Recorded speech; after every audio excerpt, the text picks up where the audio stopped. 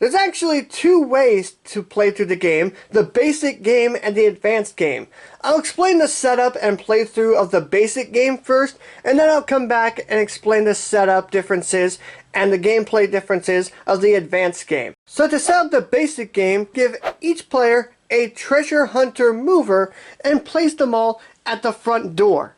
I'll be setting up for a 4-player game, so I'll put all 4 of the movers at the front door. Note, in a 2-player game, each player controls 2 treasure hunter movers at the same time. Next, you need to remove the Draw 2 shuffle card, the Draw 3 shuffle card, and the 4 locked door cards from the main deck. Take the remaining cards and shuffle them, and then place them face down on the draw pile space. The cards that you've taken out can be set aside for now, as you do not use them in the basic game. Place a little ghost figure in each room that has this little green ring surrounding the circle. This will be rooms C, F, I, and L. Finally, take these treasure jewel tokens and place one of them in each room that has a red square surrounding the letter marking the room. All the ones that are in blue will not get a gem. One thing to note is that the number on the back of the treasure jewels do not matter in the base game, so you could just ignore them for now. Once you've done everything that's previously been stated, you are ready to begin. On your turn, you will do the following 5 things in order. You will roll the movement die, draw a ghost card if necessary, move your treasure hunter, pick up or drop off a gem if it is possible, then fighting a ghost. A player's turn always starts with rolling the movement die. There are 2 things that will come up on the movement die. One is how many spaces you can move up to, and the other is whether or not you will be putting a ghost out onto the board. In this case, I rolled a 2 with a ghost on it, so that means I'll be putting a ghost onto the board. Whenever you have to place a ghost, you will draw the top card of this deck, flip it over, and whatever letter is showing on the card, that is where you will put a ghost mini in. If the card you drew was this shuffle card, shuffle the discard pile back into the deck. Whenever you do this, do not place a ghost figure onto the board. You can then move up to the amount that you've rolled on the movement die. You do not have to move the exact number, but if you choose to stop before you move your max movement, you forfeit any movement that you had left for that turn. If you had ended your movement in a room with a treasure jewel token, you then can choose to pick up the token and place it into your little backpack.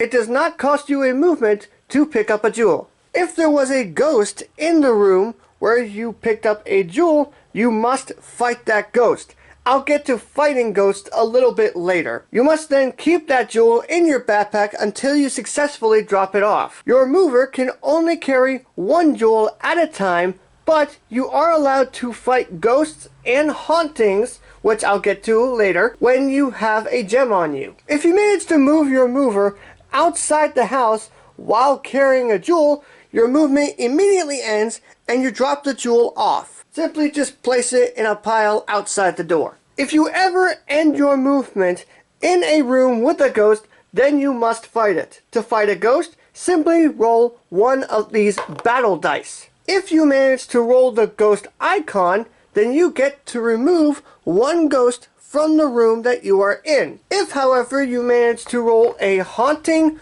or a blank, then you will take no action, but there is no penalty. If there is at least one other mover in the room with you, then whoever's turn it is gets to roll 2 battle dice. Each ghost figure that you roll gets to remove 1 ghost from the room. Anytime a room were to receive a 3rd ghost, that room becomes haunted. You will remove all the ghosts from that room and replace them with a haunt marker. If you ever need to place a ghost in a room that already has a haunt marker, you will start at A and go down the room sequentially until you find a room that does not have a haunt marker in it. If you are ever carrying a gem in a room with a haunt marker, you cannot leave that room until the room is unhaunted.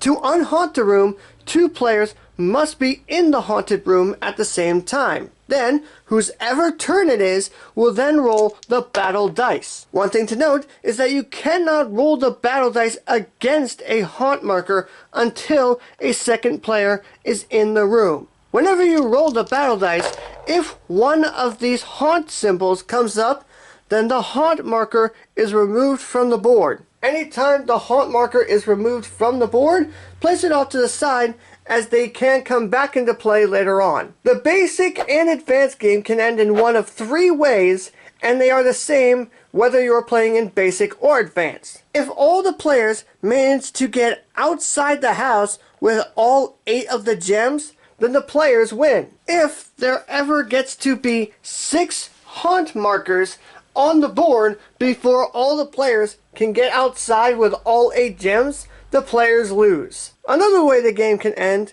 is that if the players are all in a different room with a treasure jewel and all of them end up with a haunt marker. If this were to happen, the players are unable to move and the game ends with the players losing. Now that's everything you need to know in order to play the basic game. In order to play the advanced game, there's one extra step that comes to setup, and that is taking all of the cards that I had mentioned that you removed, the draw and shuffles and the locks, and shuffle them all into the deck before you start playing. Also, make sure you shuffle all of the treasure jewels and place them in the assigned rooms for them without looking at their numbered side. Apart from that, the setup for the advanced game is the same. The gameplay for the advanced game plays out pretty much the same way, but with 3 key differences. First, if you were to draw a draw 2 or a draw 3 and shuffle card, you must then draw 2 more cards or 3 more cards, depending on which one you pulled, and resolve each of them, putting the ghost in each of the appropriate rooms that appear, and then shuffle the discard pile of them back into the deck. One thing to note though is that if you were drawing the additional cards for a draw 2 or draw 3, and you draw a draw 3, draw 2, or shuffle card while trying to draw the additional cards, you can choose to ignore them and move on to the next card. If you were to draw a locked door card, all doors on the board that match that color have become locked, and the players can no longer move through those doors. You'll take that locked door card and place it off to the side to remind you which colored doors are locked. Only one color of doors can be locked at any time. They can only be unlocked when a new color emerges that locks the doors. In this case, the blue doors have become locked, but that will unlock the green doors. The final change for the advanced game involves the treasure jewels. In the advanced game, the treasure jewels have to be carried out in numerical order from 1 to 8. Whenever you move into a room with a treasure jewel, you can choose for free to flip it over to reveal its number. You can also choose to pick up the treasure jewels in any order. The only limitation is in order to carry them out of the house, you have to carry them out of the house in numerical order. So for this example, I can pick up this treasure jewel, but since it's jewel 5, I cannot carry it out of the house until treasure jewels 1 through 4 have already been carried out. Winning and losing the advanced game is the same as the basic game. If 6 haunt markers get put on the board, the players lose. If all the players are in a different room with a haunt marker and a jewel, then you lose.